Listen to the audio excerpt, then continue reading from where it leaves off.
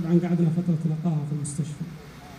ويوم جيت لقيت الربع حاطين لي سرير في المجلس عشان استقبل الضيفان، وتعرف الواحد يعني بطنه مهشر يتعب في القومه والقعده، لازم له من معاون.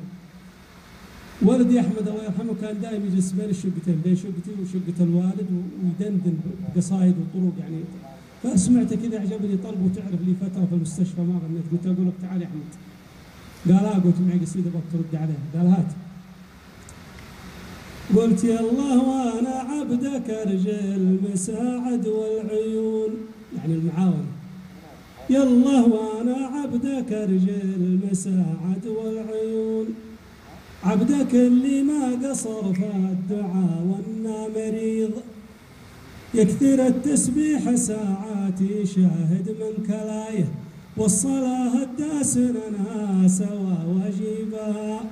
يا لا لا لا لا لا لا لا لا لا لا لا، والصلاه الداسن انا سوى واجيبها. اضافه يعني الواجبات. والله احمد دندن كذا شويتين مثل اللي غني الله يرحمه. قال طبعا يرسل رساله لجدته وهي في المستشفى، ويسمعنا يقول من اللي يتبرع ومن اللي يتبرع.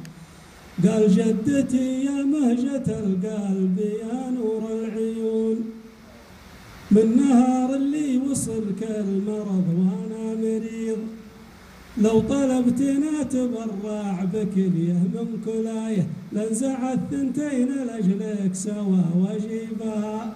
يا لا لا لا لا لا لا لا لا يا لا لا لا لا، لنزع الثنتين لاجلك سوا واجيبها. اسال الله ان يرحمه ويتقبلوا عنده ان شاء الله. والله يا عقوتهم ما هو فرح ولكن رضاهم بقضاء الله وقدره.